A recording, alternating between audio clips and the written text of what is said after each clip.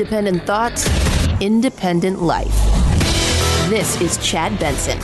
Greatest weekend of football, period. Greatest weekend of NFL football, period. 36-36 tie in overtime. Chiefs first down and goal to go. Mahomes looks to throw it. Pump faking. Right side he wants it. A comeback cut. It is caught by Kelsey. Touchdown! Kansas City! One of the greatest duos in the history of the National Football League. Patrick Mahomes to Travis Kelsey on a push fake comeback. And the Chiefs have won this incredible divisional playoff game in overtime. Greatest weekend ever. I was just talking to our sports guys here, getting ready to do their morning show. I said, best weekend ever? He said, absolutely. That game last night, insane. But 3 games, last play of the game, kicks to win it.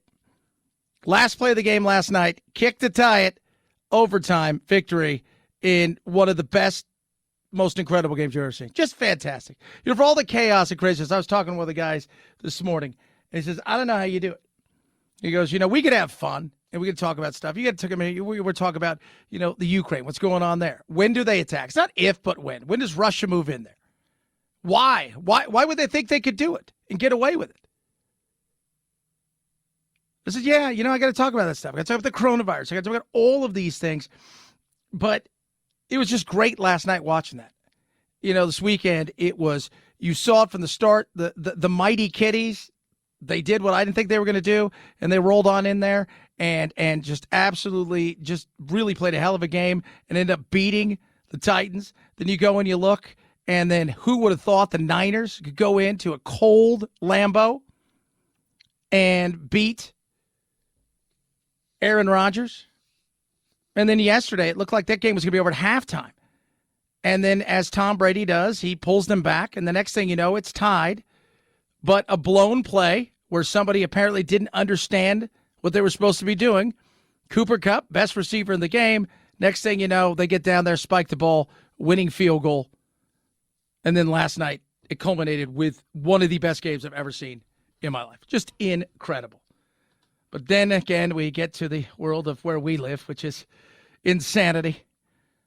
More and more, more and more, more and more. I don't know how many troops they got, 150,000. It's war games. Remember that, guys. It's war games. But don't worry. Russia will be held accountable if it invades. And it depends on what it does. It's one thing if it's a minor incursion and then we end up having a fight about what to do and not do, et cetera. Yeah. Minor incursion. That last week, of course, the chaos and craziness. But the question is going to come. It's not if, but when. It's not if, but when is it going to happen? How? Currently, they're in Belarus, the Russians. They have surrounded them on 3 of the 4 sides that they can.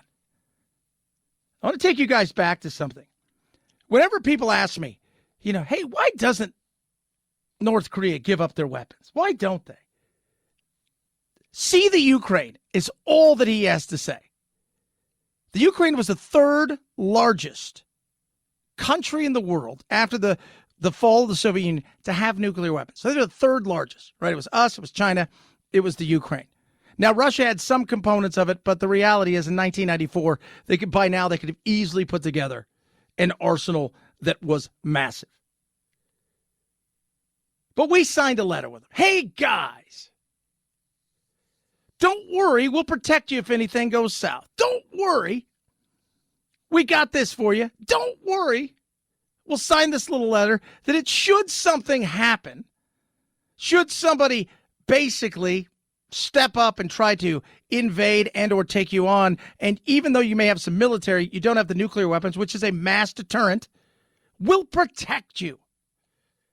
We'll protect you. Guess what?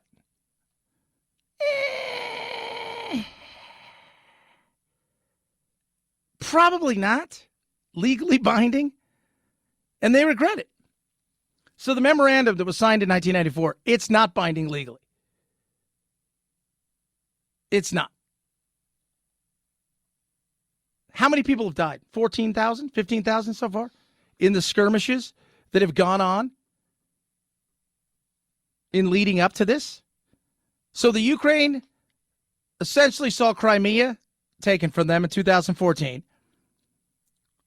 And here we are now, 100,000+ people, troops. Some are saying it's 150,000 on the border. And of course, they're saying, well, it's no big deal, right? It's war games. The tense standoff along the Ukraine border. More than 100,000 Russian troops are now poised to potentially invade from the north, east, and south of Ukraine. Russian fighter jets and missiles arrived in neighboring Belarus, where war games are set to begin. Meanwhile, NATO naval exercises are taking place south of Crimea in the Mediterranean, and 90 tons of military aid just arrived in Kyiv from the United States. President Biden is monitoring the situation from Camp David. Yeah, but he's got no answer. He doesn't. He's got no answer. They tried to spin it last week. Did you just give away, like, if you kind of do something, like several blocks is okay, you can take this crappy part of town, we're not going to be mad at you? A third. So about 10 million Ukrainians have said, we're ready to go to war. Understand that. This is not going to be one of those, hey, you're going to march in here. This is the, what you saw in Crimea. They're ready to take up arms. I mean, the average person, your neighbor, that's the kind of stuff that they're ready to do. Zelensky has said, we're going to turn this into something ugly. But there's more to it. It's not just us, and it can't just be us. Nobody wants to see boots on the ground. I don't. You don't. But most importantly, Europe. It's time that you stand up and say for a moment, hey, maybe you guys need to do something. Doesn't mean we're not going to be there in some capacity. But maybe if you don't like this, it's time for you guys to stand up. Germany, I'm looking at you. For whatever reason, you seem to be somewhat okay, and a lot of that has to do with the fact that they got the Nord Stream 2, which is that big pipeline, and you're worried about the massive amounts of energy, which the majority of the energy you get comes from Russia. So you're worried about this. But at some point, you got to do something. It can't just be lip service. If Russia were to make any kind of, I think that would be, for Russia, it would be a disaster for the world. Yeah. Energy prices through the roof. Uncomfortable to say the least. And the thought of sanctions. Does he really care? Why should the threat of new sanctions give him pause? Well, because he's never seen sanctions like the ones I promised will be imposed if he moves. Yeah, sounds like double secret probation. I saw this movie. I'm just letting you know that. Now what? Is the question. When is the question? What would happen? What is the strategy? Do we have a strategy? Blinken. If Russia's demands are non-starters, what exactly are you negotiating? Because Russia's creating these facts on the ground. They are setting the terms here, it seems. Are they just using you to buy time or to build a predicate for invasion? Well, it's exactly why, even as we engage in the diplomacy to explore whether there are ways on a reciprocal basis of building up collective security, answering some of the concerns that Russia may have, Russia answering the many concerns that we have, even as we're doing that, we are building up defense and deterrence. Yeah. And I understand Russia, a little bit of worry there. Hey, you want to move some NATO stuff over here to this, potentially? Make them part of NATO on our doorsteps? Uncomfortable with that. You're uncomfortable with that because you feel like you may do something. I think everybody's seeing that. All that aside, I don't know if Biden has a real plan here. And if the plan is to allow him to take a portion of this and put in some sort of sanctions that will have very little effect on them whatsoever, so be it. It's not really a plan. You telling them what you're going to do isn't a plan either. And as much as we can sit here, we can point out all of the failings of this administration when it comes to this specific thing. We saw what Afghanistan, we can talk about the border and all of these other things. The reality when it comes to this is it can't just be us alone. Europe, you better get involved. You got a bully that is ready to do whatever the hell he wants to do, and he wants to see what's going to happen. But the bigger picture on top of all of that is, if we and the world allow him to step on in there, take more land, to do several different things that he may want to do, what does that say to China and to several other nations who may look over and go, I want that. I got a map somewhere that says that used to be part of us. 323-538-2423. At Chad Benson Show is your Twitter. Tweet at us, text the program. Love hearing from all of you. A lot of stuff to get to today. Remember Brian Laundrie? The search, Gabby Petito. He killed her. Well, that's what we thought. We never knew the motivation. We never knew what happened. They found her dead. They found him dead a couple months later in that search nationwide. We're going to talk about it because apparently he had written in his book something, and the FBI released that. We'll talk about that. More on the insane football games from yesterday. Plus, the ever-changing COVID rules are continuing to what? To change, because that's what they do. Rough Greens, ruffgreens.com/Chad. Makes every pet food better, including my dog's food. Vitamins, minerals, probiotics, omega-3, 6, 9, all this incredible stuff. I put it right into their food. It's a supplement, sprinkle on top of it. I haven't changed their food. It just brings their food to life. They got more energy. They're happier. They're bouncier. And my older dog, his sore hips are virtually no more. He's happy. He's got tons of energy. It is incredible. Right now, they want you to try it before you buy it. If you love your dogs, like I love my dogs, you just try it. It's a supplement that truly will help your dogs. It's a small little thing that will go a long way for them. ruffgreens.com/Chad. ruffgreens.com/Chad. You give a call. You cover the cost of shipping. You pay nothing for the bag of Rough Greens.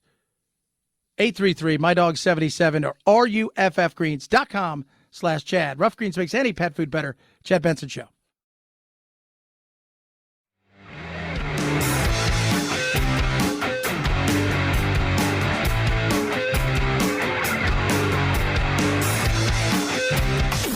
Helen Keller is a Nazi terrorist that is a male. Is that what you're telling me right now? Yeah. Are you thinking of Hitler? Who's Hitler? Vaccines work, but only the Chad Benson Show is 100% effective against stupidity. Do you know what D-Day is? D-Day. A person? A rapper? God, Karen, you are so stupid. Check us out on Facebook, Twitter, Instagram, and wherever you find your favorite woke-free podcasts. This is the Chad Benson Show. It was interesting. I was reading an article in Axios today. Axios. Growing number of brands are giving customers a chance to opt out of marketing emails ahead of Valentine's Day and other holidays. What? Yeah. Retailers, florists, media companies, and more taking a thoughtful approach to the holiday marketing, trying not to inundate their customers with ads that'll hurt them. So what they're essentially saying is, if you don't have anybody and you're feeling down because you can't get somebody, they'll make sure that you don't get any Valentine's Day stuff. They don't want you to be hurt. It's like, man, I was all excited. It's going to be a great day. And then all of a sudden I got an spam email from a company, and I'm all sad now because I don't have anybody to give horrible candy to. No! What? Yeah.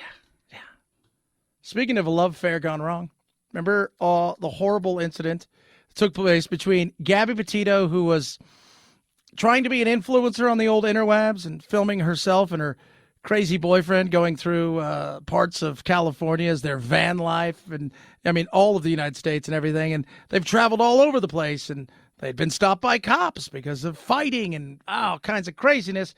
Then he returns home with the van. She's not there. Then they find her body, and then he goes missing. We kind of all put one and one together. But when they eventually find his body weeks and weeks later, he's dead. Still never knew what happened. The stunning new details inside the investigation into the killing of Gabby Petito. The FBI saying her former boyfriend, Brian Laundrie, admitted to killing Petito in a notebook before taking his own life in a Central Florida nature preserve, saying in a statement, A review of the notebook revealed written statements by Mr. Laundrie claiming responsibility for Miss Petito's death. That notebook found near his body along with a gun and backpack. Yeah, and that was right behind, like, his parents' house almost. They looked everywhere. And then eventually, when they did find it, it was walking distance behind his parents' house. But by the time they found everything, he had been eventually, they had massive amounts of rain. It's Florida, so remember, every puddle has an alligator in it and something that will nibble on you, and that had happened as well.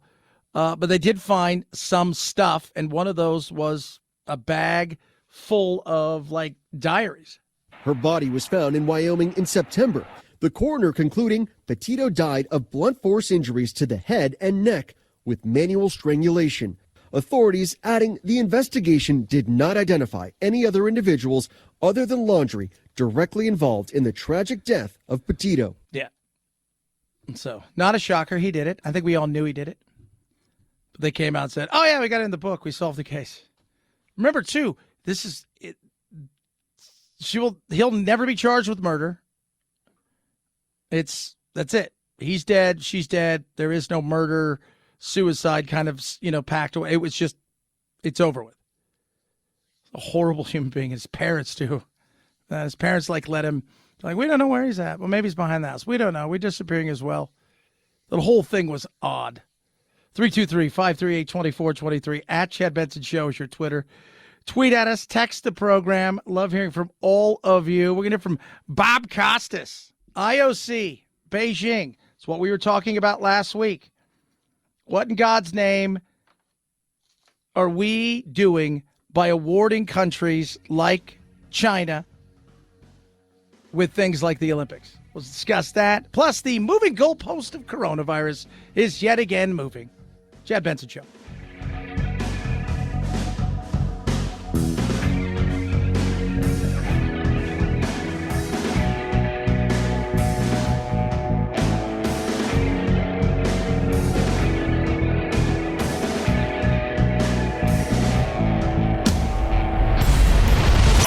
The Chad Benson Show.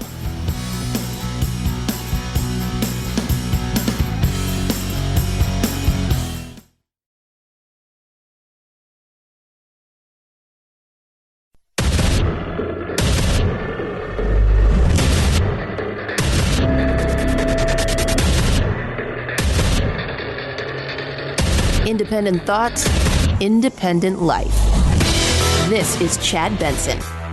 The bar tends to move with COVID. We know that. We're still in the midst of our, 2 weeks to stop the spread, and we were flattening the curve.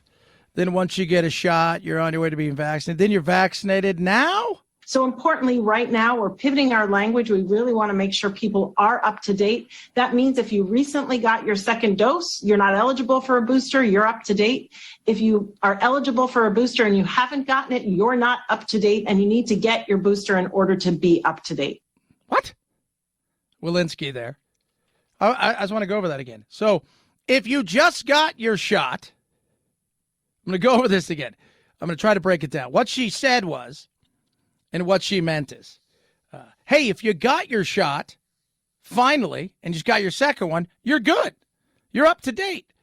If you've already had your shots, you need more shots because you're not up to date. What she meant is, we don't know what we're doing, so go get another one. That's it.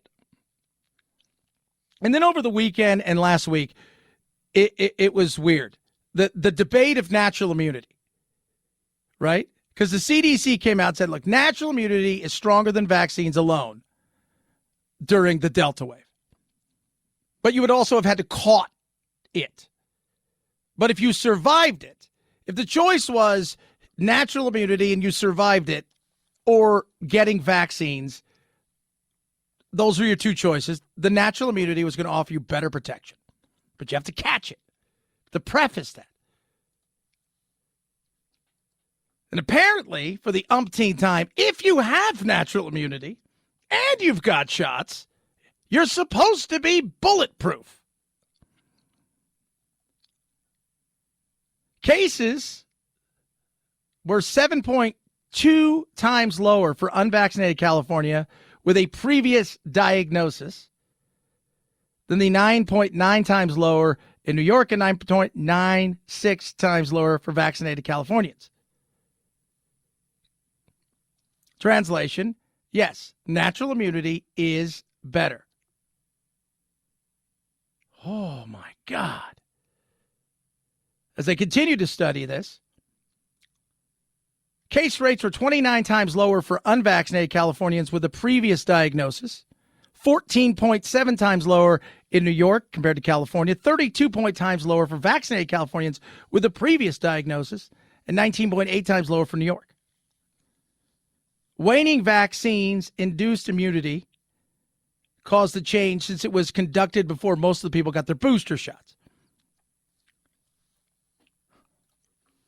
So is natural immunity better? Yeah, natural immunity, if you survive it, which most people are. Again, we go back to the craziness. 99 times plus out of 100, you're going to survive this. So you think about that for a second. So, and we will never know what the real number is. And partly because how many people take tests at home, have it, they're just not going to go get a test. They're just going to err on the side of caution. That never gets reported. So the numbers that we see are completely skewed anyways because we don't know the real number of people who've caught it. The majority of people that have died from it, they begrudgingly have to say, it's mostly people over the age of 65 with comorbidities, and a good majority of them, like a third almost, is 85 plus. Over the weekend, Bill Maher, 20th season, old HBO there, had Bari Weiss on, who, if you guys remember her, they brought her in after Trump won to be an editor at the New York Times. They bring her in, right? Like, hey, you're not left, you're not right, you're kind of that libertarian. We want to know what we missed about all of these people that voted for Trump. And she was basically just hand-tied there. But they eventually, she walked away and just said, look, this place is crazy. It's all about, crazy politics at New York Times. None of it's about reality. It's all about shaming one side. She kind of, pulled back the veil of what a lot of people thought. So she was on with Bill Maher over the weekend talking about COVID. Live in your paranoid world anymore, your masked paranoid world. You go out, it's silly now. You have to have your mask, you have to have a card, you have to have a booster. They scan your head like you're a cashier and I'm a bunch of bananas. I'm not bananas, you are. Yeah. Starts going off on that, right? So he asked Bari, like a lot of people. So talk about like the whole thing. Being, somewhat more liberal than the average conservative. And she was very open about it. No, I'm done with COVID. Oh, I'm done. It's yeah. like I went so hard on COVID. I remember. Sprayed the Pringles cans that I bought at the grocery store, stripped my clothes off because I thought COVID would be on my clothes. I did it all. I watched Tiger King. I got to the end of Spotify. Like, we all did it, right? No, we didn't all do it. Well, here's the thing. A lot of us did do it. And then we were told, you get the vaccine. You get the vaccine and you get back to normal. And we haven't gotten back to normal. No, we haven't. We haven't got back to normal. And it's zero to do with, I think, the average American wanting to get back to normal because they're trying to get back to normal. It has more to do with the politics of the day than the actual science. And it's ridiculous at this point. I know that so many of my liberal and progressive friends are with me on this, and they do not want to say it out loud because they are scared to be called anti-vax or to be called science denial or to be, smeared as a Trumper. I'm sorry, if you believe the science, you will look at the data that we did not have 2 years ago, and you will find out that cloth masks do not do anything. Yeah, they don't. Those little cheap plastic masks, they do nothing. The ones when you go into your dentist, right? Your dental hygienist wears one, but it's more for just in case there's blood or something. The reality is they do nothing. Yet the kabuki theater continues to go on. The pantomime of hygiene theater goes on, where people are wearing masks, knowing full well they do nothing. They wear masks knowing full well it's only to appease somebody who told them they have to wear a mask, and it's not there to design to stop or do anything at all. And we're still going through it. We know exactly who it was that needs to really be worried about this. We know all of those things.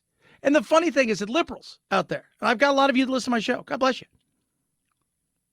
You got to stand up and say enough. I've got many of my friends who are very progressive or liberal. They're over it. They're done. They want to get back to their life.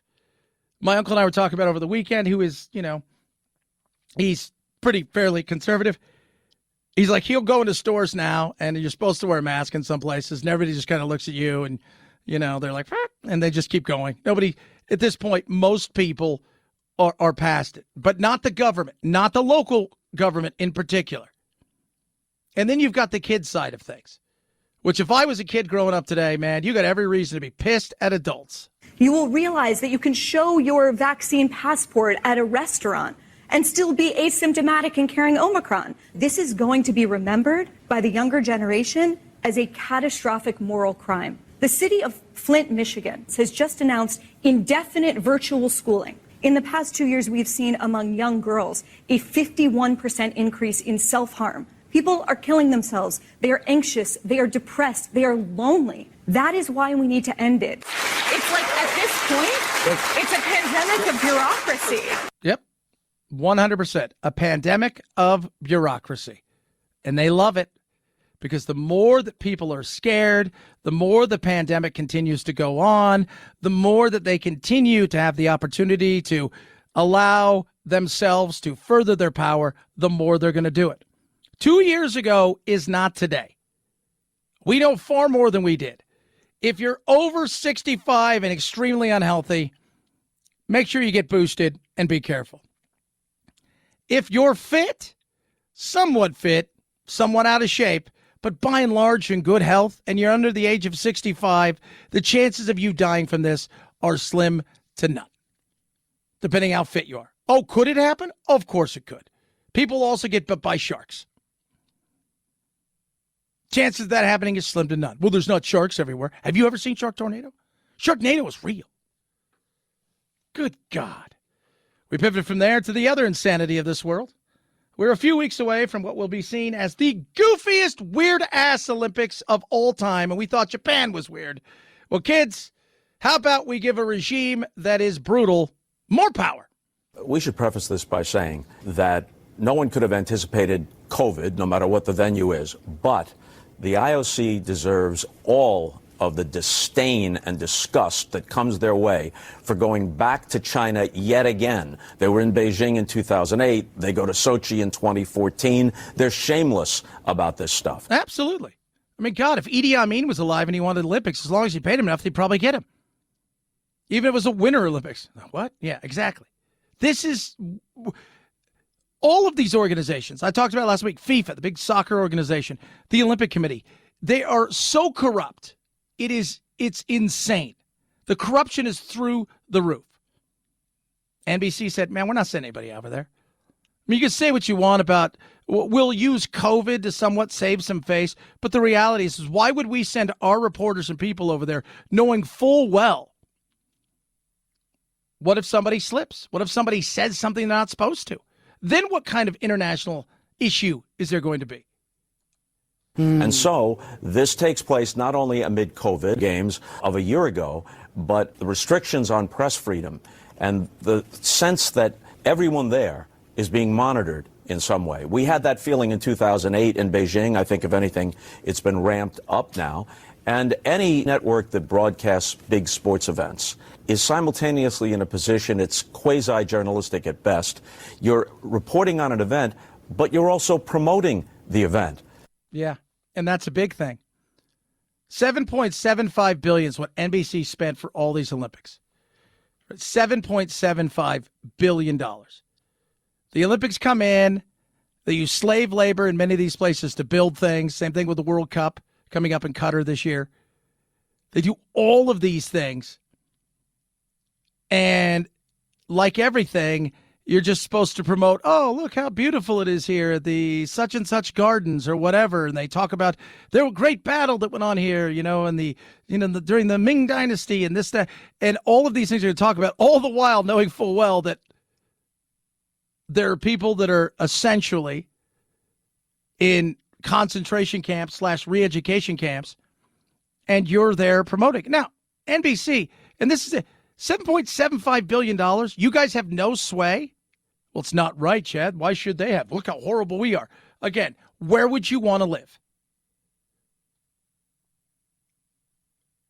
Well, I'd rather live in China. China would be happy to take you.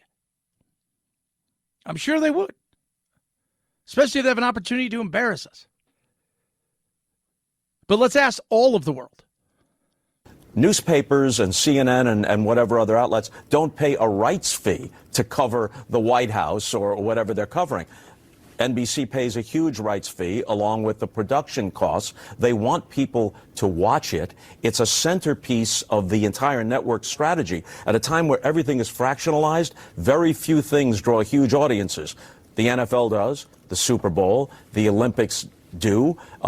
They're part of a strategy, 24/7 Olympic stuff. You promote your other upcoming programs.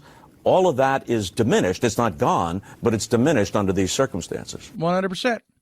100%. And will we hear about the atrocities? Will we hear about the things that go on there? We hear about the lack of freedoms? No, we won't. Bob Costas, we've been talking about it for a long time. The corrupt organizations that get handed, tons of money to award stuff to countries that don't deserve it. Russia, now this, after already being there in the Summer Olympics, like 13 years ago, 14 years ago. It's a joke. It's a joke. 323-538-2423 at Chad Benson Show's your Twitter. MyPillow has an amazing deal on their slippers right now. Took a couple years to get this thing ready. 40% off the My Slippers. They're awesome. Moccasin and slip-on style. Variety of colors. Incredible 3-tiered cushioning system. You can wear it indoor, outdoor. They've got this incredible a leather suede that when you put your feet in there and you feel the furriness of that on the outside, it's just incredible. So right now, 40% off the My Slippers. You go to MyPillow.com, click on the radio listener square, you enter promo code Benson, or you call 800-983-4975. Deep discounts on everything. MyPillow products, as far as the deepest discounts on the MyPillow, the standard, the queen, the king. Great deals on the Giza Dream Sheets and the mattress toppers. Go right now. They'll save 40% with MyPillow and their amazing My Slippers. Use promo code Benson at MyPillow.com, promo code Benson at MyPillow.com, or call 800-983-4975. Chad Benson Show.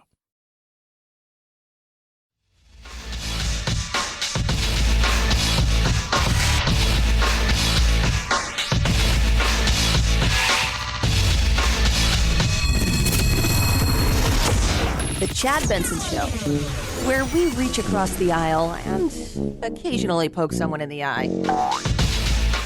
Matt Gay, with 4 seconds on the clock, will attempt a 30-yard field goal from the left hash. Hits it with the right foot. Kick on its way. It is through. It is good. Matt Gay brings it home. Los Angeles will host the NFC Championship game next Sunday at SoFi Stadium. 30-27 is the final. Gay, a former Tampa Bay Buccaneer, wins it from 30.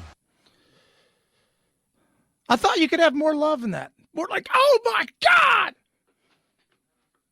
I didn't feel like there was enough oomph.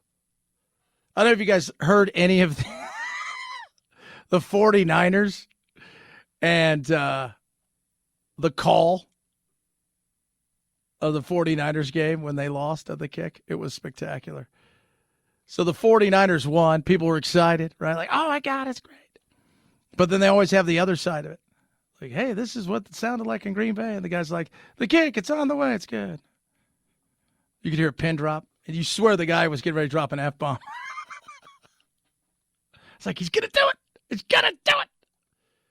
Best weekend ever. I actually threw up a Twitter poll. It's the greatest weekend NFL-wise. Hell yeah, it was. 63%.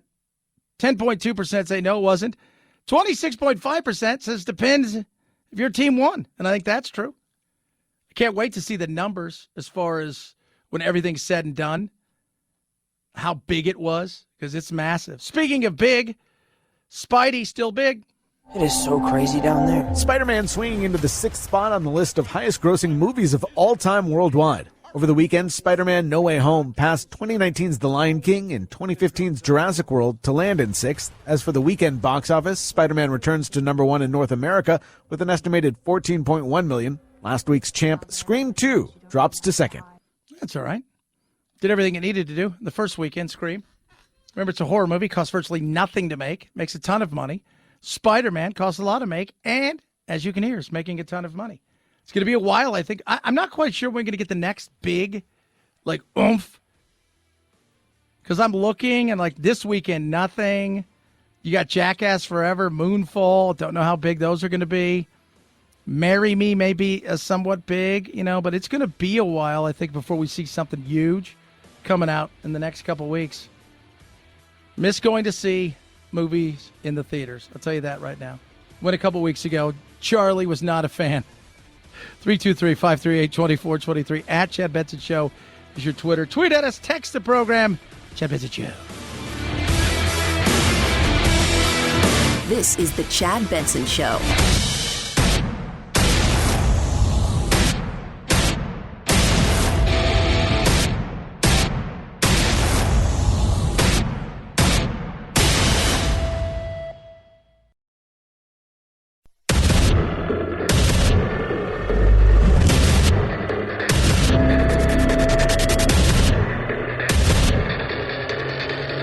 Independent thoughts, independent life.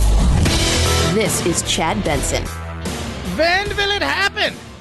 When will the Ukraine get its good buddy and neighbors, and I say that just in jest, my friends, visiting them on a more violent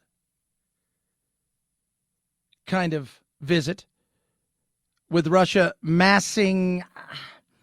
I've heard today, well, it's 100,000, we know that. I've heard it could potentially be up to 150,000. They've surrounded the Ukraine on 3 different sides. So really, it's not if, but when. I think we know that. They're trying everything, Mr. Blinken. Secretary of State Antony Blinken. Mr. Secretary, these all look like signs of escalation. Well, there is a path of diplomacy and dialogue, which is clearly the preferable one, the most responsible thing to do. There's also the path of Russian aggression and massive consequences for Russia if it engages in that aggression. I feel like he's the only one that is dealing with this in a real way. I do. I mean, last week when he heard this, right? So he heard this. He had to think to himself, what the hell is going on over there? Russia will be held accountable if it invades. And it depends on what it does. It's one thing if it's a minor incursion and then we end up having a fight about what to do and not do, etc. Yeah, blah, blah, blah, blah, blah. Minor incursion. Just the tip. That's what we've been saying. At some point in time, you can spin it all you want after that, but Putin heard that. Any assembled Russian units move across the Ukrainian border, that is an invasion. But it will be met with severe and coordinated economic response that I've discussed in detail with our allies, as well as laid out very clearly for President Putin. But there is no doubt, let there be no doubt at all, that if Putin makes this choice, Russia will pay a heavy price. I don't think he's worried about it, because I don't think he is really scared about what you may do. I think he sits back there and he thinks, you know what, I'm going to see what he's going to do. I'm going to see. But it can't just be us. And I continue to say that. For all the minor incursions and all the BS that came out last week and that rambling old dude's 2 hour, whatever it was. Oh, Chad. In all of that, there is more to it than just this. First of all, let's take a step back and go back to Soviet Union. It fell apart. By 1994,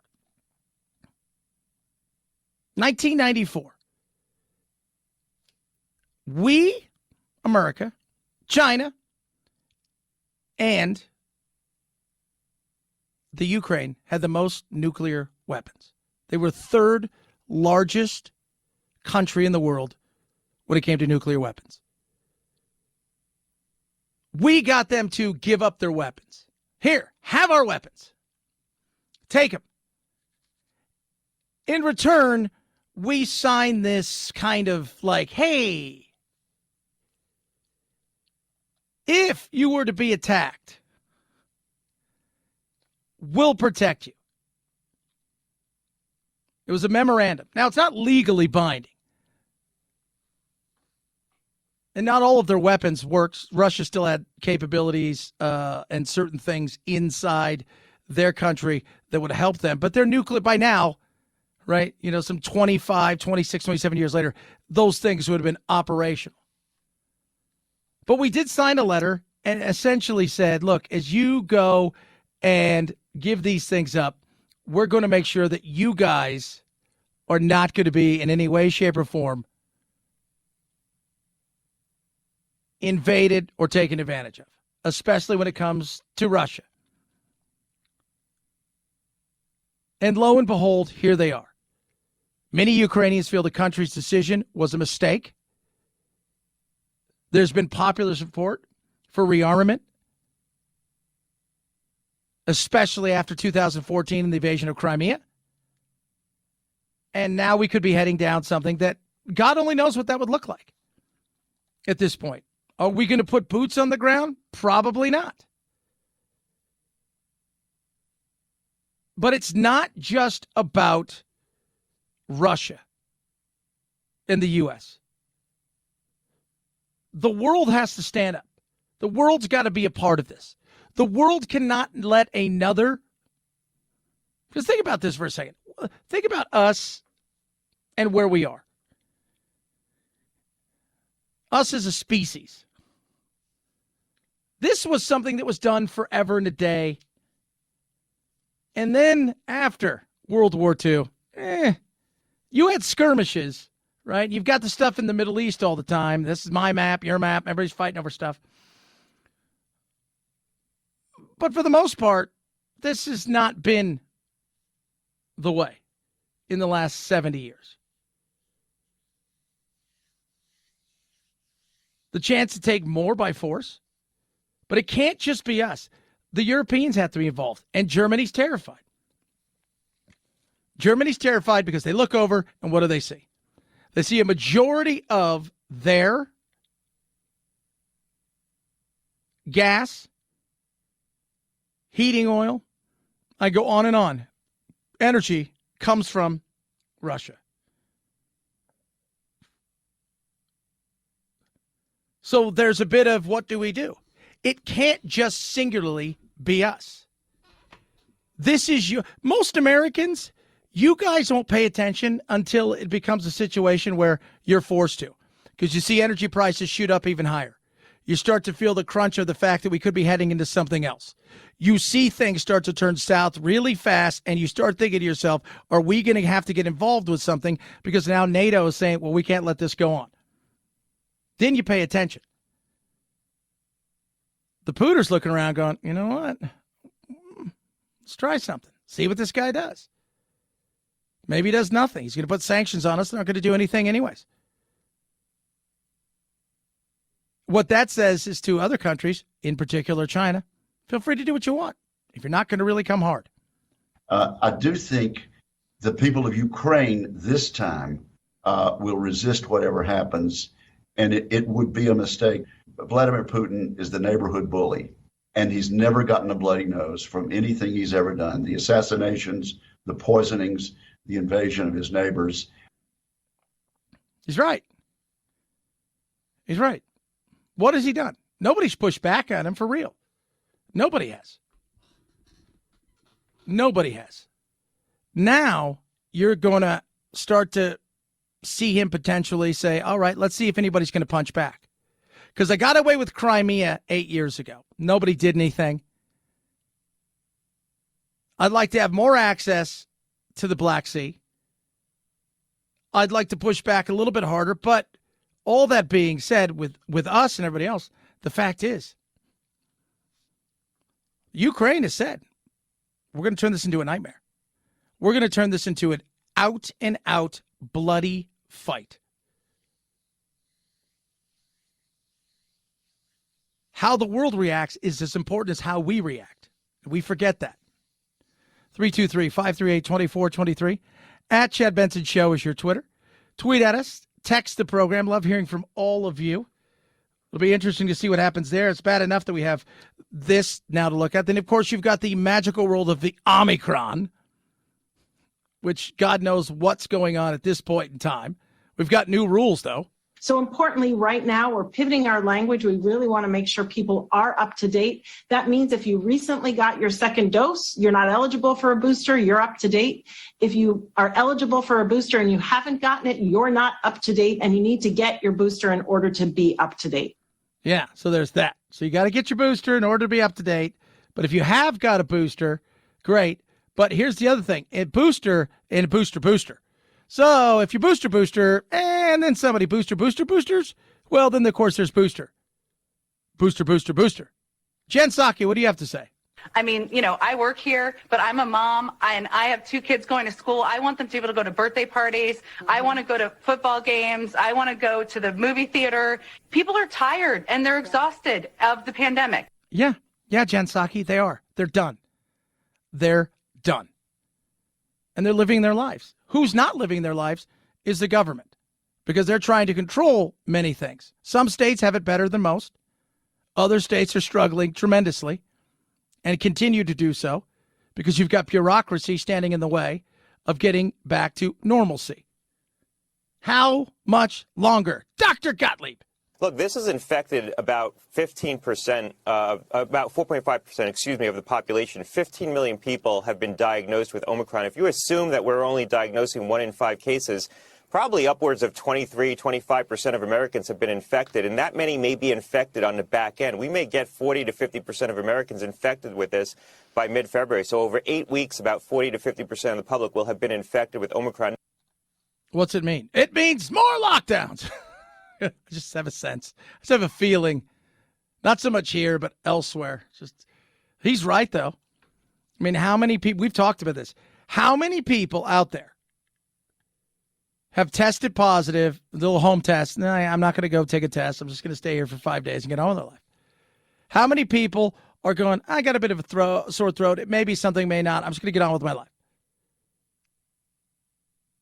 So if we're only catching 1 in 5, that's massive. Plus, you've got all the people that have gotten their 28th shot. Even Pfizer's CEO came out and said, all right, well, we can't do this. We can only print money for so long. Everybody's starting to get mad at us. So we're going to try to figure out how we can just give you 1 shot a year. Yeah, that's all we're looking for. Just be honest with it. Look, it's going to work 85% of the time, 100% of the time. 323-538-2423. At Chad Benson Show is your Twitter. Tweet at us. One of the other things, though, we've known about this is we look and see who suffered tremendously. A lot of it has to do with the fact that we've got a not really healthy country. We're a bit overweight. We know that. And many of you out there are trying to do the right things, but you struggle with it. You go on extreme diets that don't work. So what do you need? You need to get with an amazing company like Calibrate. Calibrate's totally different. What they do is comprehensive change. That's a lifestyle change. It's sustainable. It's nothing crazy, but also doctor-guided reset of your metabolic system through FDA-approved medication. You do both of those things together, you watch what happens. On average, Calibrate's first members that got in and started, they've lost 14% of their body weight. And that was at the beginning. Many of them lost 20, 30% of their body weight. And it's simple and easy, fits into anybody's lifestyle. You're not looking to do big changes. What they're saying is, look, you can do the willpower you want, but eventually your body says you're starving because your metabolic side of it needs to be reset in a way where it feels comfortable at a weight that's smaller than it is right now. And that's why they have put together an amazing plan. You get a video doctor visit, one-on-one coaching, incredible tracking when it comes to the community members like you. We can sit there and talk. So what are you waiting for? It's awesome. It's easy. Your weight doesn't reflect your willpower. Get back in control with Calibrate. $50 off your 1-year metabolic reset when you use promo code CHAD at joincalibrate.com. That's $50 off when you use code CHAD at joincalibrate.com. Chad Benson Show.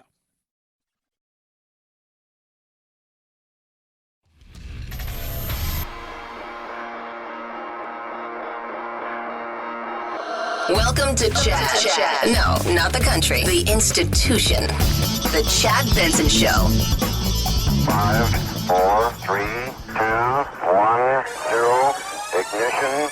Liftoff. Now it's time to find out what's trending. What's trending? Yeah, what does that mean? I mean something, right? Like it's trending on the old intranet.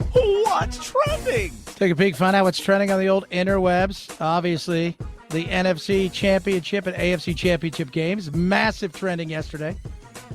Insane. Josh Allen. Patrick Mahomes. All trending. As they should be.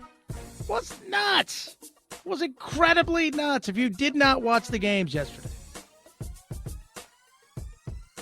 or this weekend, four of the best games you will ever see. And it culminated last night with arguably one of the best football games you will ever see. Number one trending thing today on the Google Trends, snake. What is the world's biggest snake? Depends on what you mean by biggest. World's longest snake easily is the reticulated python. World's heaviest snake would be the green anaconda. Head over to Twitter. Oh, Twitter. What you got for us today? What craziness. Neil Diamond, 81 years young today. Everywhere around the world. The Premier League, which is the soccer league, is doing something we're going to touch on in a bit and has to do with COVID. Oh, interested. Russia and China are trending because, well, they're Richards. I think we all know that. Are you talking about, we're talking about the regimes, right? Shouldn't have to always specify that, but you have to in this day and age. And 1984 Orwell is trending because apparently now they're putting warning labels on the book. Hey, people, warning, don't read this book if you're a snowflake, if you're offended by everything. I can't even believe they do that. I don't, look, I'm not for book burning. I'm not for any kind of just anything where we're taking away the opportunity to hear an opposing side, even a crazy side. Even a crazy side. I've always been a big fan of knowing where crazy is. It's so much easier when you know where crazy is.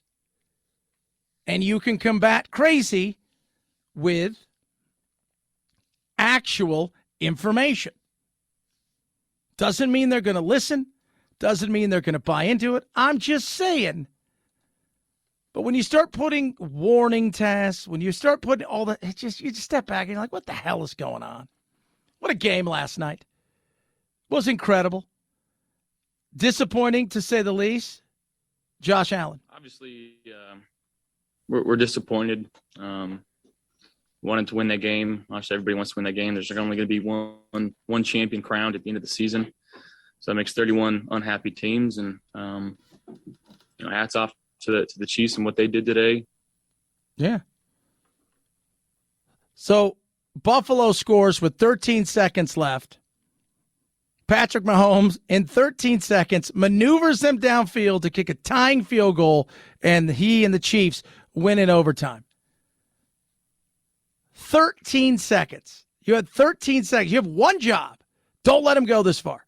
13 seconds. They got a couple timeouts. You have one job. And you couldn't do it. One job, and you couldn't do it. 323-538-2423 at Chad Benson Show is your Twitter. The Premier League is doing something that I think the NFL is already doing in a weird way. We'll talk about that straight ahead. Chad Benson Show.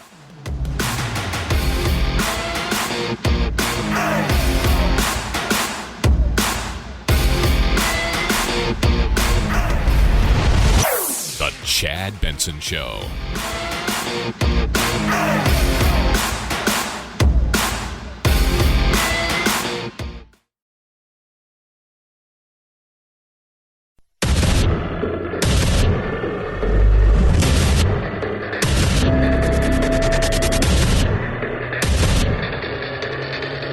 Independent thoughts, independent life. This is Chad Benson. People are so bitter. People are like, good riddance to Meatloaf for dying. He was an anti-vaxxer. I'm like, did he get vaccinated? Didn't he? Well, he didn't like mandates. I don't like mandates. But doesn't mean that he wasn't vaccinated. Probably wasn't, but you don't know. But there's nothing wrong with being anti-government intrusion. Which doesn't listen to science. No. Guess who else doesn't listen to science when it comes to this? COVID. COVID doesn't listen. But we're doing all the stuff. It doesn't listen. Speaking of science himself, Dr. Anthony Fauci on ABC's This Week says the Omicron variant of the coronavirus is trending in the right direction, downward in the U.S., and he believes COVID will eventually diminish to a level of control. Control means you're not eliminating it, you're not eradicating it, but it gets down to such a low level that it's essentially integrated into the general respiratory infections that we have learned to live with. But Dr. Fauci warns even in control status, there will be some degree of severe outcomes from COVID, as is the case in other respiratory infections. Yeah. I was just telling the guys off air, Anthony and Phil, the big, awesome producers of the Mighty Fine Show here, that let's just say for the sake of argument that it's at like 20% positivity rate, right? So 20% positivity rate. So out of 10 people, 2 of them are going to test positive. 2 of them are testing because they were exposed, but they don't feel anything, right? Maybe 3 of them. So that leaves essentially 50% of people that feel something, but what is it that they have? Well, it's the flu, but it's not the same because it's not COVID. It's crazy. It is. It is. We're still here. We're still talking about stuff that I think for many of us is we're done with. Over the weekend, you saw marches across the country, in particular in D.C. I ask you to have courage and join us to help our future generations resist this tyranny. Tyranny. It's the local that you need to worry about. It's the local that you need to pay attention to. Because states are kind of doing what states do. I'm out here in Phoenix. Guess what? We're pretty open. You have a few places, mostly workplaces, that ask you to wear a mask. By and large, most places aren't asking you to do anything. California is a different story. But even then, people are pushing back. People have had enough. They're like, we're kind of done with this. We're kind of done with this. Now there's a bigger fish to fry. If you're the president of the United States, you're trying to sort this out, but you've also realized midterms are here. And your numbers suck. Midterms are here, and people are trying to find out, to talk to themselves about, do I need to distance myself from this president in my run-up to being reelected, potentially? Is he going to be a weight around my neck? Plus, the thought process of fixing all of this stuff has failed gloriously. If you have to sum up Joe Biden's problem in a nutshell, it's this. He promised a return to normal, and we haven't really gotten one yet. The biggest part of that is COVID, especially in the wake of the Omicron variant. 52% of Americans said either that they never expect their lives to return to their full pre-COVID normal, or that it will take more than a year. That's actually the most pessimistic that Americans have been at any point in the pandemic. It also may be why, in a new poll this week, 36% of voters say Biden has done a worse job of being president than they expected. Yeah, think about that. That is Nate Silver, 538. His approval rating is dismal. So in his first year, Delta, then Omicron, he has managed to fracture the country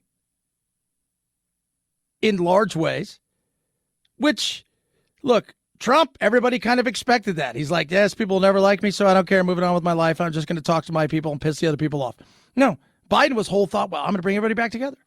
I'm going to bore us back to some normal way of life, and that hasn't happened. More people have died under his watch. Afghanistan was a nightmare.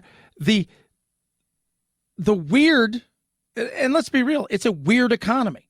Good for some, okay for others, bad and getting worse for a lot. Afghanistan, immigration, I can go on and on and on. He's struggling. His first year has been a disaster. Meanwhile, Biden's overall approval rating, which initially declined late this summer as the Delta variant surged, has now fallen to 42%, the lowest of his presidency so far. Yeah, that's not good. It's not. So what we tend to do in these midterms is pretty simple.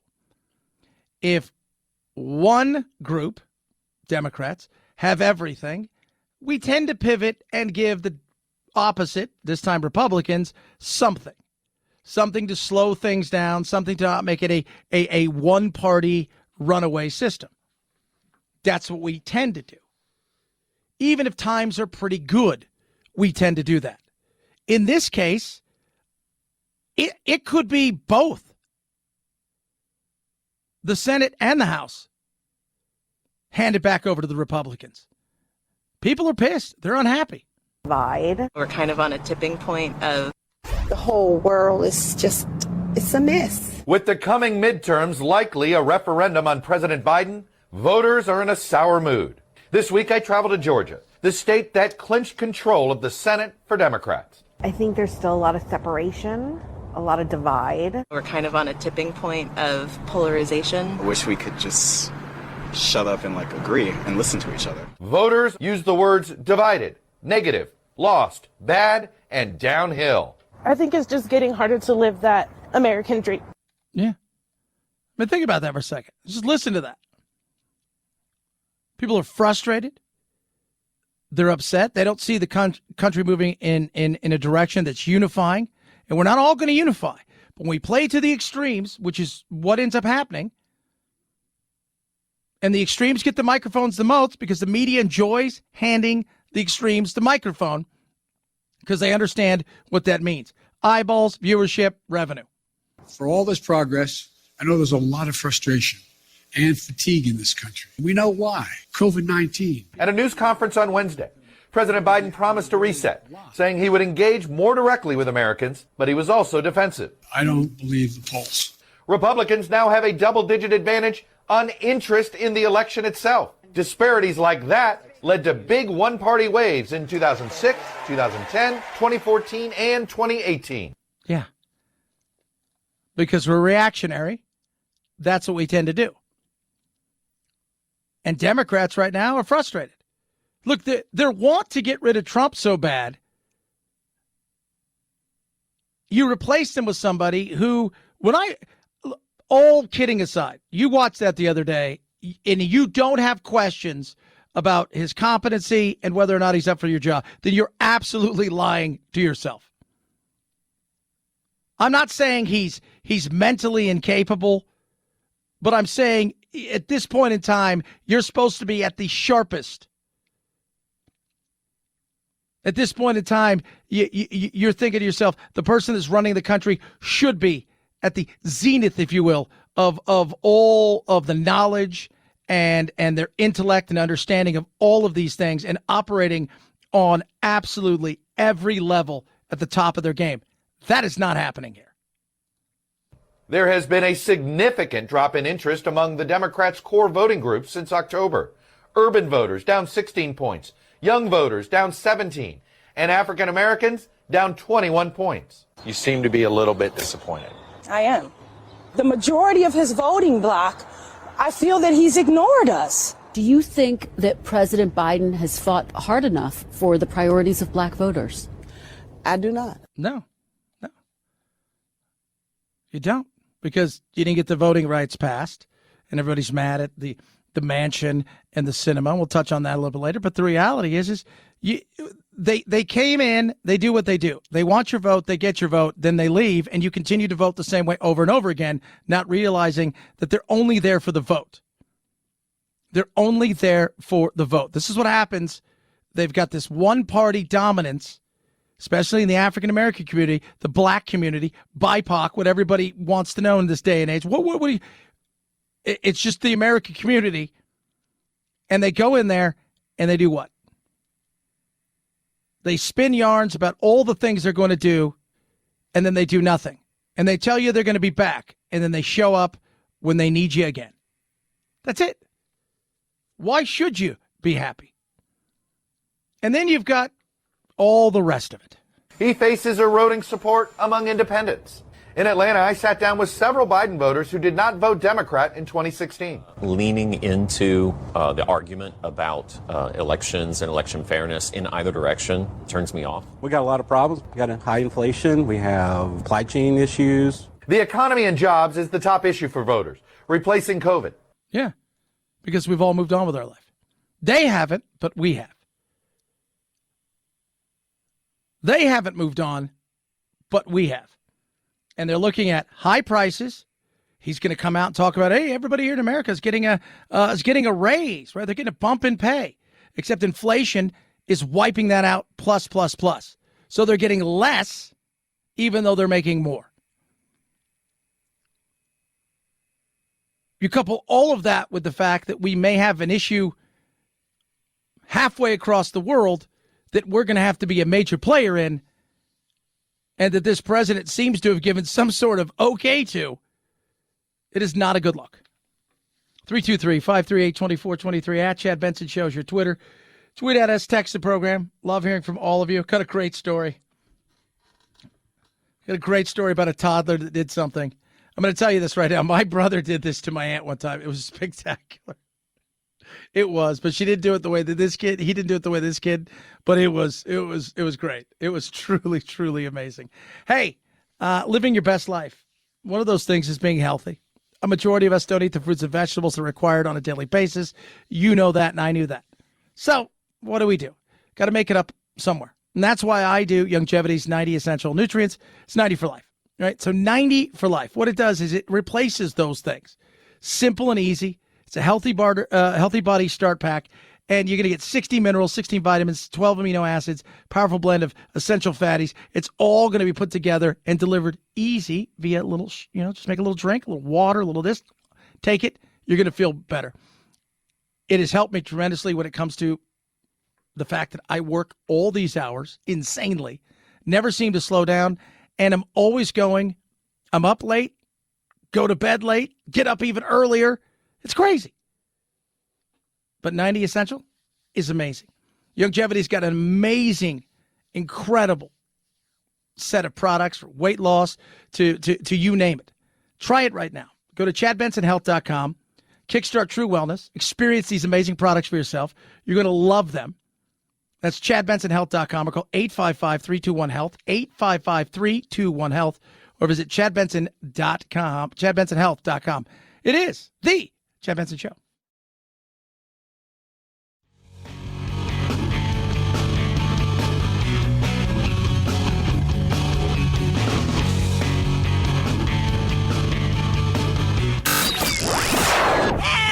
I can't take it anymore!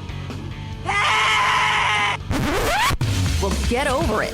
It's time to forge a new path with your very own political cartographer, Chad. So the Premier League, which is the arguably the biggest sports league in the world, is weighing options on what to do about COVID.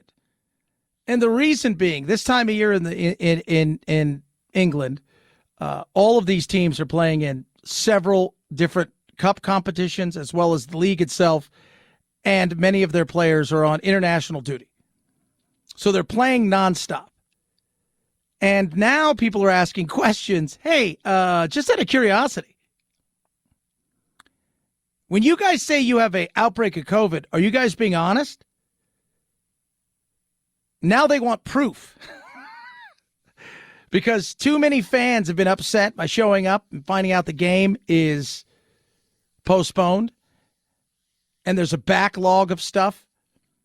And now teams are saying, well, maybe. And the league's like, all right, you guys got to prove that you have people that are sick, that you have not enough players to play.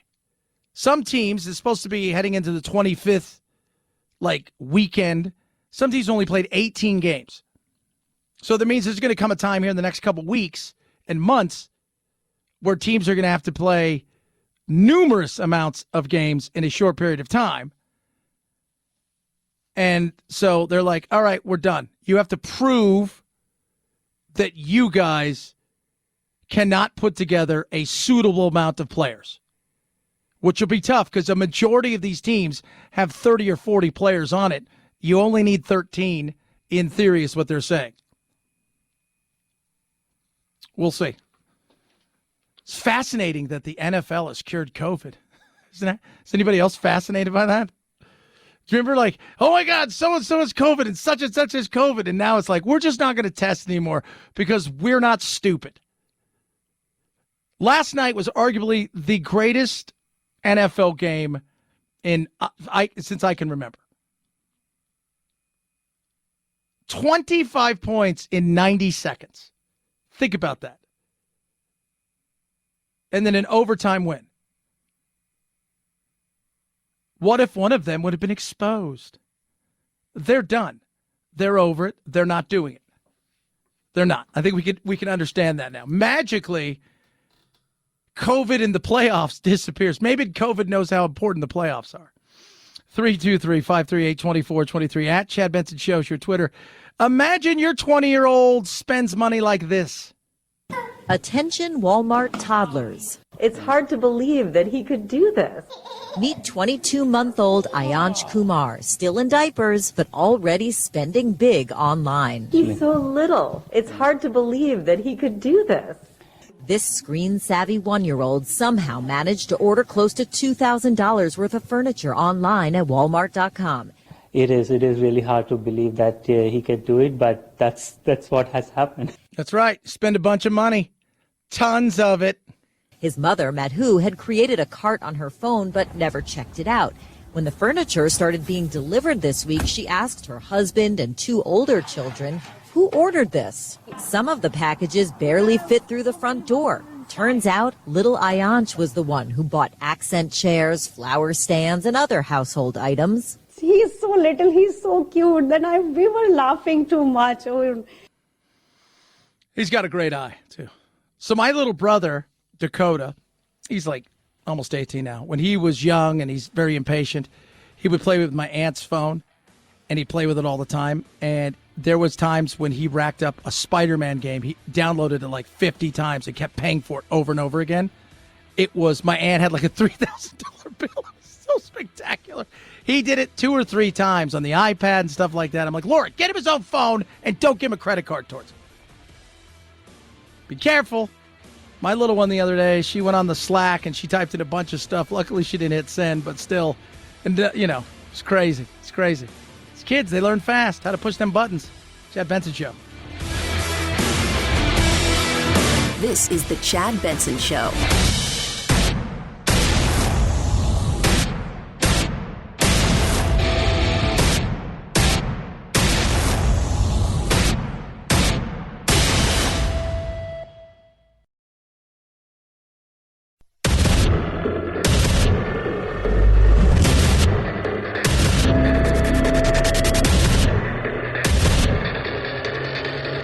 Independent thoughts, independent life. This is Chad Benson. He came out last week. He's like, don't worry about it. Right? The whole thought of Booter invading. Well, what if he does invade? Well, what kind of invasion are we talking about? Is it a big invasion or a little invasion? Russia will be held accountable if it invades, and it depends on what it does. It's one thing if it's a minor incursion and then we end up having a fight about what to do and not do, etc. So just tip, just promise. Yeah, don't worry about it. So minor incursion. Everybody's like, what the hell what are you talking about? Then his people have to come out and go, let me explain to you what he should have said. This is what happens when he riffs. Any assembled Russian units move across the Ukrainian border, that is an invasion. But it will be met with severe and coordinated economic response that I've discussed in detail with our allies, as well as laid out very clearly for President Putin. But there is no doubt, let there be no doubt at all, that if Putin makes this choice, Russia will pay a heavy price. Not quite sure what that is. One thing we do know is that Biden is now weighing options when it comes to troops. He's trying to identify certain parts of the military that potentially may be deployed in and around the Balkan area and parts of the Eastern European area. Sanctions are one thing. I think the only person that's out there who is having a real conversation and trying to stop this thing from getting out of hand is Secretary of State Anthony Blinken, who I think no matter what he says and no matter what their guy says, it just feels like it's already written. Secretary of State Anthony Blinken, Mr. Secretary, these all look like signs of escalation. Well, there is a path of diplomacy and dialogue, which is clearly the preferable one, the most responsible thing to do. There's also the path of Russian aggression and massive consequences for Russia if it engages in that aggression. We don't know what those massive consequences are. That's understandable. We're not supposed to know those massive consequences when it comes to it. He's going to be sanctioned to whatever he thinks he's going to be sanctioned to, which is already happening. But there's no doubt that this administration has blundered their way through this entire thing. With tension so high, small gaffes matter a lot. And I think this administration, this is the latest failure in a string of failures. We heard him say in September, President Biden said he was going to pursue a strategy of relentless diplomacy, but yet his administration has failed to put in senior diplomatic officials. Some of our European, some diplomatic spots in our European capitals that are important to us still remain empty, and there's no envoy to Ukraine. And so his strategy here is clearly falling apart. Yeah. And we were told over the weekend that, hey, everybody who is part of the U.S. team that's in the Ukraine, you need to get the hell out of there. It's time to go. One thing's for sure, though, and I keep saying this, and I brought it up. Some people push back. You get your show. You do your thing. We can't do it alone. At the end of the day, we can be there. We can offer support. We can do all of the things, especially if it becomes a NATO situation, and who knows where it'll go from there, because you never know. And part of it is the fact that, remember, in 1994, we pretty much promised them, the Ukraine, hey, guys, this is a get-out-of-jail-free card. So if you ever get into real issues, you just turn this over and you call that number, and all of us are going to be here to help because you decided to give up all your nuclear weapons. And now majority of Ukrainians have said, well, that's a poor idea. Do you think? Just remember Kim Jong-un. When asked, why doesn't he give him up? The world would like him better. He says, see the Ukraine. But it can't just be us.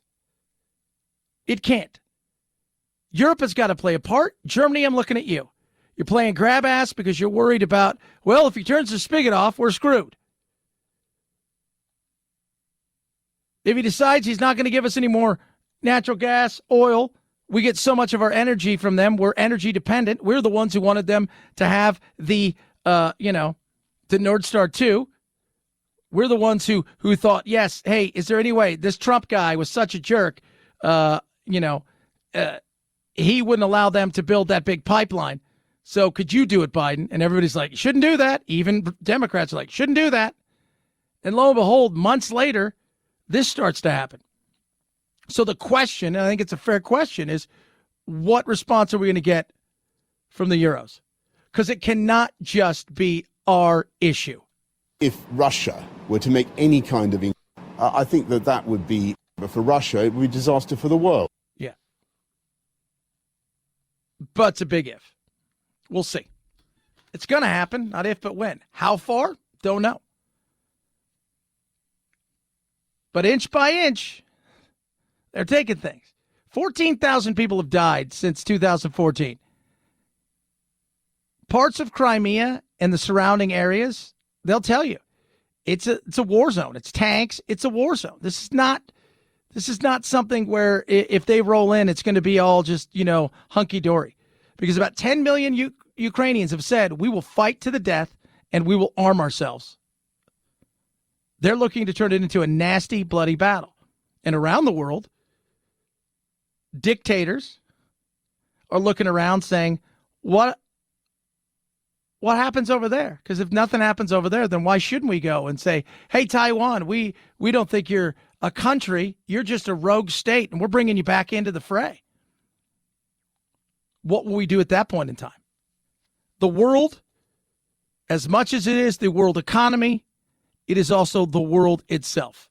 And we cannot do all of this alone, nor should we. 323-538-2423 at Chad Benson Shows your Twitter. Tweet at us, text the program. Love hearing from every single one of you. How much longer will this thing be here in the United States of America? I'm talking about the Omicron. Who knows what the next one's going to look like? Look, this has infected about 15%, about 4.5%, of the population. 15 million people have been diagnosed with Omicron. If you assume that we're only diagnosing 1 in 5 cases, probably upwards of 25% of Americans have been infected, and that many may be infected on the back end. We may get 40 to 50% of Americans infected with this by mid-February. So over 8 weeks, about 40 to 50% of the public will have been infected with Omicron. Yeah. So how much longer? Don't know. It's going to be a bit, potentially. But, you have that where you're looking around going, all right, well, and let me give you guys an example of how fast this thing has come and gone. I think last week we were in a position when it came to cases, we were like almost 1 million a day. I mean, January 10th, so what, 14 days ago? 1.4 million. January 21st, we were at 800,000. 199,000 right now. That was our cases yesterday, 199,000. So this thing is spreading, but it does it in such a way that it's in and out. But you could probably, as Dr. Gottlieb said there, we're missing a majority of the cases. 70, 80% of the cases. So in theory, we should be at 1 million cases yesterday, and that 1,000,004 should be closer to 7. Meaning it's doing its thing. It's running through fast. It's not killing the way it was. Deaths yesterday were down precipitously comparatively to where we were this time last year. So it's doing its thing, but it doesn't mean that states are getting back to normal anytime soon. We're still fighting over the masking policies that are going on. We're going to talk about that. People are done with it. And, are there surges out there? You're going to hear a ton of, surges. Here comes a surge. Emergency rooms like this one have been flooded through this winter surge. People coming in aren't as sick as previous surges, but the sheer number of people coming in for shorter stays is putting more and more pressure on these hospital staffs to try to keep up with the revolving door. Yeah. But not everybody's coming in is sick with it. Remember, a lot of these people coming in are for various reasons. So if we're testing, say, 10 people, and half of them have it and don't know it, or have it and do know it, and the other half think they've got something, but it ends up not being COVID, well, that's something else. That's flu, that's bad cold. It's all kinds of things. So there's more than just one thing flying around here. That's the good news. 323-538-2423 at Chad Benson Shows your Twitter. Tweet at us, text the program. A lot of stuff still to get to. Was that the greatest night of football ever? It's a poll question I have up for you. Talk about that as well as the 20th year kicking off for old Bill Maher. And he came out swinging, and not at the Republicans the way he normally does. That's for sure. Nutrisystem. If we've learned one thing from this nightmare, it's that we're not a healthy being. We need to be. Weight's one of them. How about this? For those of you who aren't they're like me, right? Like I could lose 30 pounds, 20 pounds. I work out a lot. Last couple of years, haven't had the chance to do the things I normally do. But I want to get back to it. I know that losing weight comes with actual controlling of the portions. And that's where Nutrisystem comes in. Nutrisystem's awesome. Nutrisystem for Men is incredible. 50% off right now when you go to Nutrisystem.com/chat. Beef and bean burritos, toasted ravioli, sesame beef with broccoli. You're going to get 30 grams of protein. It's big, it's filling, it's incredible. I know how much weight I've lost because I'm at my mother-in-law's right now helping out over there, so I haven't been home, but I'm down probably 10 pounds or so. I feel amazing, and I don't ever feel hungry. And part of it is the advanced nutritional science that helps keep your blood sugar level steady. So you do what? So you start to lose weight. Try it right now. Make this the thing where you dedicate and say, you know what? I'm going to give a couple months of this. Let me show you what can happen. I think you're going to be blown away. Go to Nutrisystem.com/Chad right now. 50% off. You'll be right. It's not going to last forever. 50% off, not just plans for men, but for all plans. Go to Nutrisystem.com/Chad to save 50%. Nutrisystem.com/Chad. Results vary. Offer restrictions apply. See the website for details. Chad Benson Show.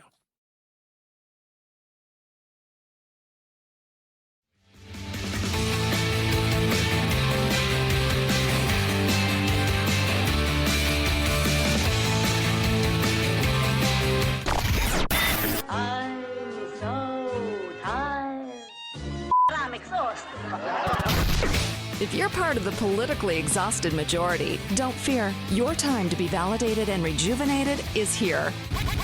Wake up. It's the Chad Benson Show. I was laughing about the wokeness of San Francisco. You know, they already got the non-citizens voting in San Francisco. And 5 years after San Francisco allowed non-citizens to vote for school boards, some are helping to lead recall campaigns against members who've pushed radical agendas. They have a radical agenda. It's me. You let me vote. San Francisco Unified School District made national headlines last year when they decided that, hey, this Abraham Lincoln fellow and George Washington, the worst. We need to get rid of them and those names. They talked about the board did not stop there. It upended merit-based admission standards to one of the nation's top public high schools and replaced it with a lottery system favoring Black and Latino students in a city where the largest minority population is what? Asian.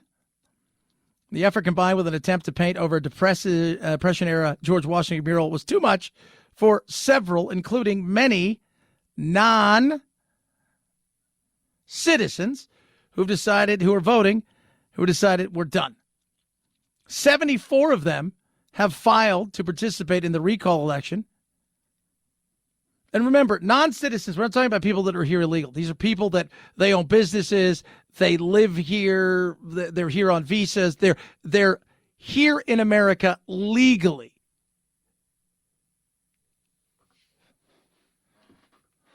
But they are unhappy with the wokeness and the wackiness and decided, hey, you know what? We're going to get these people out of here because we came here because of people like Abraham Lincoln and George Washington set America apart from many others. That's why we came here. And lo and behold, look what happens. 323-538-2423 at Chad Benson Show is your Twitter. Tweet at us. Gabby Petito, she was murdered. We know by who. And we officially absolutely know 100% it was Brian Laundrie. The stunning new details inside the investigation into the killing of Gabby Petito. The FBI saying her former boyfriend, Brian Laundrie, admitted to killing Petito in a notebook before taking his own life in a Central Florida nature preserve, saying in a statement, a review of the notebook revealed written statements by Mr. Laundrie claiming responsibility for Miss Petito's death. That notebook found near his body along with a gun and backpack. Yeah. He was found weeks afterwards. You guys might remember that whole weird. He drove back from was Wyoming, and they did a whole bunch of trips. They were in Utah, and there was cops and saw them, and somebody reported that he was being abusive, and all of these things that took place, and then he came back alone. Everybody started questioning on the internet, who were really pushing it, going, "Hey, where's our influence here? She's disappeared," and then lo and behold. He is a person of interest. And then they find her body, and then he disappears. Her body was found in Wyoming in September. The coroner concluding Petito died of blunt force injuries to the head and neck with manual strangulation. Authorities adding the investigation did not identify any other individuals other than Laundrie directly involved in the tragic death of Petito. Yeah. So it looks like he did it alone, which I think everybody knew. And he had left some stuff there. And when they got to him, he was eaten up, and there wasn't a lot left of him because the waters had moved in. And as we all know in Florida, everything in there is nature, and nature, as we all know, will mess you up. And after he'd shot himself, they were able to recover some stuff. And then who knows what else is in there. But that is finally, that mystery is solved. But so people talked about, it's the white woman syndrome. It was the internet. That was all the internet at that point in time that pushed that made it so you couldn't ignore it, and they got involved. 323-538-2423 at Chad Benson Show is your Twitter. Both Bari Weiss, Bill Maher, and then we'll even throw in Bob Costas. Speaking a little truth, talk about that straight ahead. Chad Benson Show.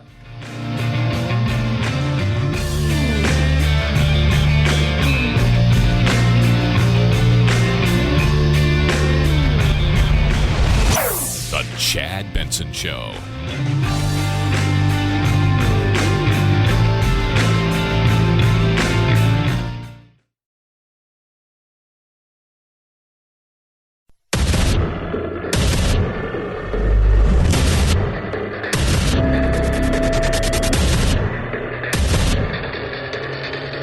Independent thoughts, independent life.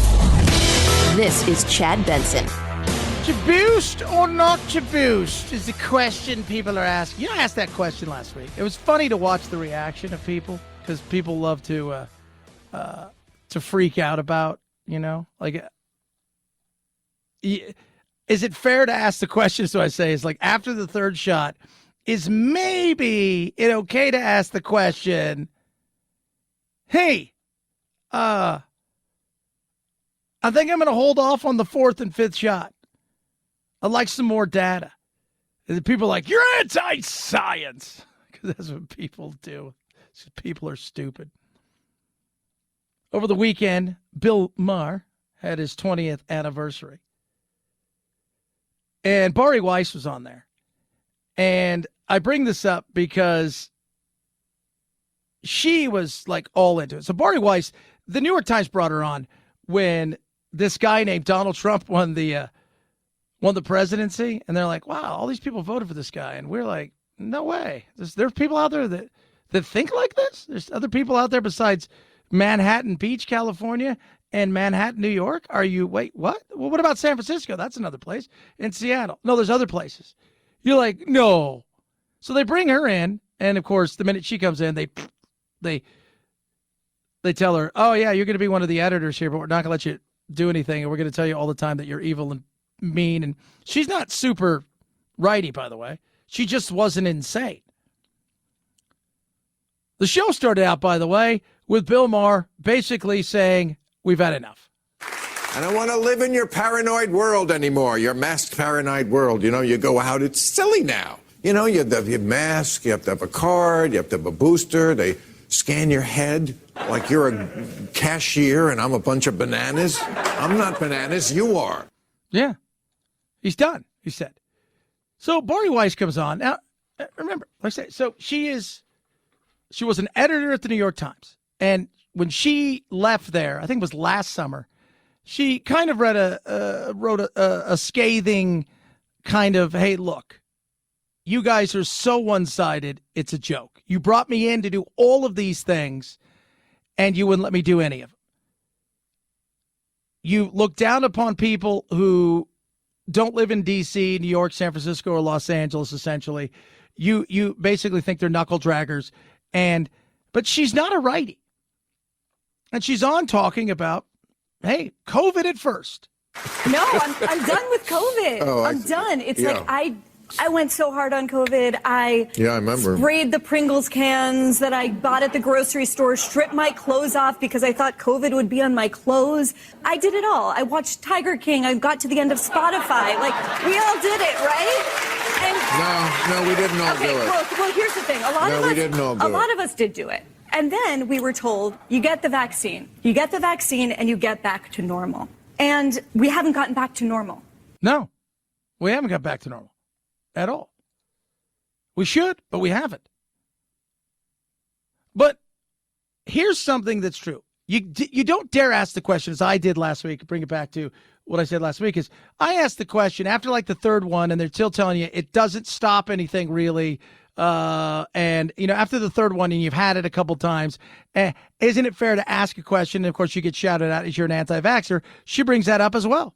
And it's ridiculous at this point. I know that so many of my liberal and progressive friends are with me on this, and they do not want to say it out loud because they are scared to be called anti-vax or to be called science denial or to be, smeared as a Trumper. I'm sorry. If you believe the science, you will look at the data that we did not have 2 years ago, and you will find out that cloth masks do not do anything. No way. Yeah, they don't. They don't do a damn thing. And I always hears, well, yeah, they don't do a lot, but it's better than nothing. Not really, because they don't do anything. They annoy everybody. They start fights. They don't do anything. In fact, outside of the N95s or the KN95s that you can find that are not Chinese made, because if you go and look online, they'll tell you, probably don't believe that. Outside of all of those small groupings, you're not really doing a ton. Few may work a little bit better, but by and large, it's kabuki theater with a little hygiene thrown in there and some pantomime. That's all it is.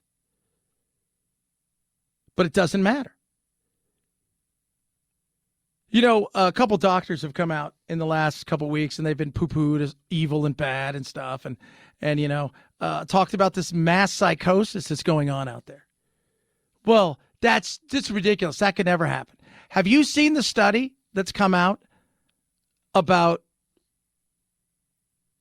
the nocebo effect, where you're getting something and you're essentially causing yourself to have all of the side effects they're telling you you're going to have because your body and your mind are going, oh, this is the things that should be happening, even though in reality you're not having any of those? When I went to get my first shot, they're telling me, you're going to feel sick. I'm like, no, I'm not. Yeah, you are. No, I'm not. You're telling me I'm going to feel sick. You're telling me I'm going to have a headache. You're telling me all these things. I'm not going to have any of those. Stop it. You're telling everybody the same thing. And people started to believe it. And then they manifested it. Mass psychosis. Couldn't bring that up. And let's look at the bigger picture. And she does look at the bigger picture, as we all have, especially when it comes to a younger generation. You will realize that you can show your vaccine passport at a restaurant and still be asymptomatic and carrying Omicron. This is going to be remembered by the younger generation as a catastrophic moral crime. The city of Flint, Michigan, has just announced indefinite virtual schooling. In the past 2 years, we've seen among young girls a 51% increase in self-harm. People are killing themselves. They are anxious. They are depressed. They are lonely. That is why we need to end it. It's like, at this point, it's a pandemic of bureaucracy. Yep. A pandemic of bureaucracy. And that's what we have. And it's continuing to be so over and over. And it's not just at the federal level. I will argue that the local level has done more damage than the feds have. The feds have floundered. The feds have overpromised and underdelivered. But your local county health board, your local schools, your local scientists who are working with the state have done as much damage. Because nobody wants to be seen as the person that's sending people out to die. Even if the study says, that's probably not going to happen. Nobody wants to be seen as somebody who's not doing something or overprotects it. But 2+ years into this thing, as we head into our third, enough. 323-538-2423 at Chad Benson Show's your Twitter. Tweet at us, text the program. Love hearing from you. Speaking of enough, to boost or not to boost, we were talking about that. Is there a new boost? What boost are we on? Because I saw Israel's like, this doesn't seem to work really well. It's just time that we can't fix this. Nature's done whatever nature's going to do. You guys got to learn to live your life. 2, 3, 4, 5, 6, 8 boosters doesn't seem to stop any of this stuff. But when it comes to bureaucracy, what's the magic number? So importantly, right now, we're pivoting our language. We really want to make sure people are up to date. That means if you recently got your second dose, you're not eligible for a booster, you're up to date. If you are eligible for a booster and you haven't gotten it, you're not up to date, and you need to get your booster in order to be up to date. So stopping you from getting it. Now, if you're immunocompromised, there's zero reasons why you shouldn't do anything that can protect you from something that's spreading really fast. I don't think anybody's going to argue you should take your flu shot. You should make sure that you're, because that's just the reality of it, whether you're younger or older. I think that's a smart thing to do, but not hide, obviously. Not hide. But for a younger generation, you do have to ask a question. For a younger generation, I think we all need to ask certain questions. Hey, pretty healthy guy, don't smoke, don't drink. 50 years old, 51. I think 3 is about enough at this point. And plus, I don't want to go too early. What if the booster that you want me to get next only works on a certain thing, and the new thing coming? Oh, don't give him an idea, Chad. I'm just throwing it out there, guys. Just throwing it out there. So now we got to know that if you've got both your shots recently, you're fully vaccinated. If you've had your shots earlier on the game, you're no longer fully vaccinated until you get your third shot. Until you get not 1, not 2, but 3 shots. How many? 3. Oh, my goodness. The magic word of the Olympics is close to us. It's magical time. I'm just kidding. It's the Winter Olympics. Like, you want to talk about white sports? Let's see, how many participants do you think are going to be there from Africa? South America? Mexico? Central America? Australia? Or is it just North America and Europe? That's what it should be called. The North America and European Games with a few special guest stars. We should preface this by saying that no one could have anticipated COVID, no matter what the venue is, but the IOC deserves all of the disdain and disgust that comes their way for going back to China yet again. They were in Beijing in 2008. They go to Sochi in 2014. They're shameless about this stuff. Yeah, shameless, to say the least. So who are we going to see from these other countries? Well, it doesn't matter, right? Because they got everything they wanted. But I do laugh about these games, right? Algeria, Madagascar, South Africa, Morocco, Senegal, Kenya, Ghana, and Togo have featured at more than one Winter Olympics since 1960. None of them have won anything. Oh, my goodness. So, all that being said, we have given, once again, a platform to a totalitarian, authoritative country that is ramping up spying and all the things that they're famous for. And as some people have said, to give them a Berlin-like feel, much like Hitler did with his games, to show the world, don't screw with us, look how amazing we are. And so this takes place not only amid COVID games of a year ago, but the restrictions on press freedom and the sense that everyone there is being monitored in some way. We had that feeling in 2008 in Beijing. I think, if anything, it's been ramped up now. And any network that broadcasts big sports events is simultaneously in a position, it's quasi-journalistic at best. You're reporting on an event, but you're also promoting the event. Yeah.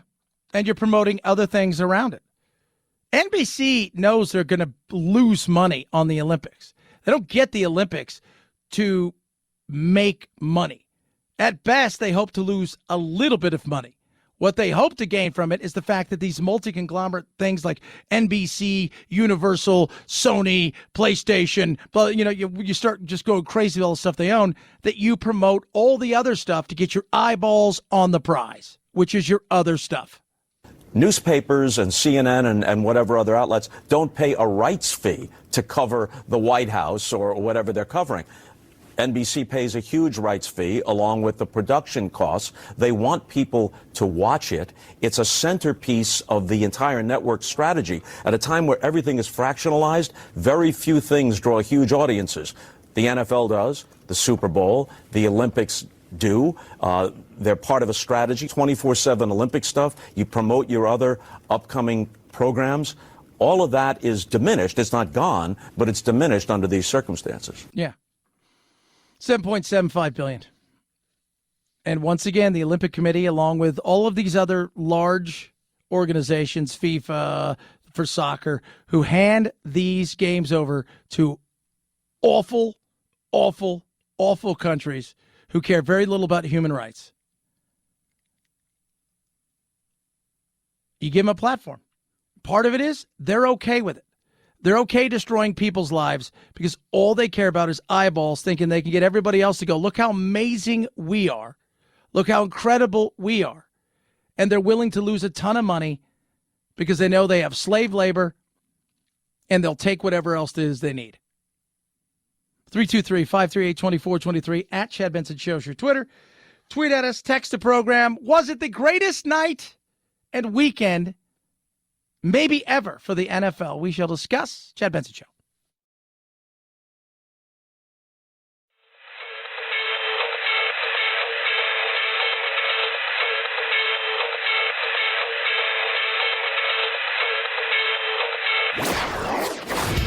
Don't let the Washington Beltway strangle you. This is where the exhausted majority comes to refuel, realign, and reevaluate.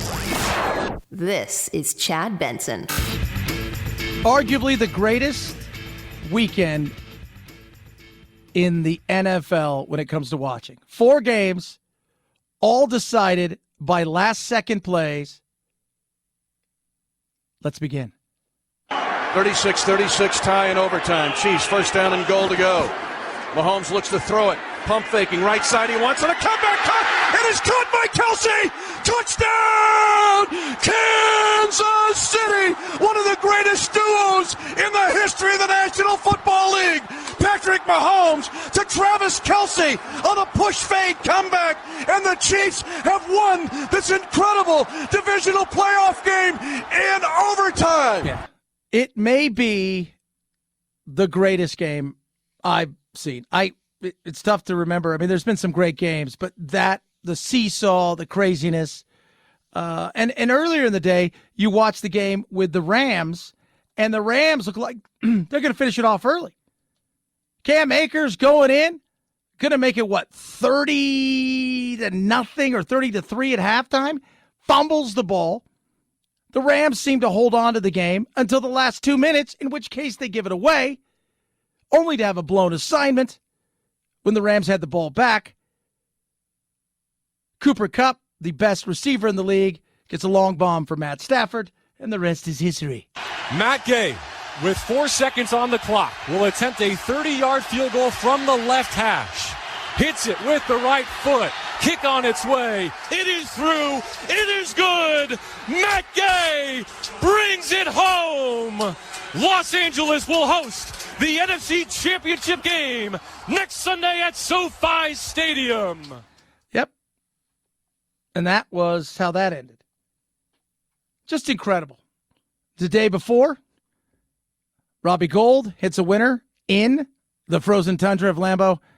And earlier in the day, the McKicker, McPherson, hits the winner against the Titans for the Bengals.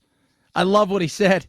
He's getting ready to walk out there, 52-yarder. He looks at his coach, and he's like, I'm just kidding, guys. We're going to the AFC Championship game.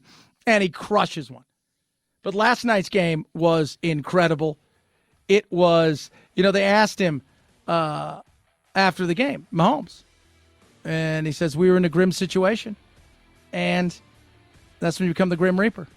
And he did. And I told my wife, catch the ball with 13 seconds, and they go to the end zone. I'm like, no, go down. Call a timeout. Try to run it in. Don't give him any time. You gave him time. They tied the game. They won it in overtime. Solid, fun show. Got you through this Monday.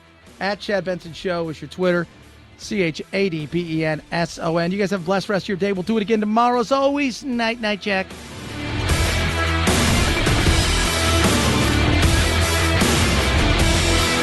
This is the Chad Benson Show.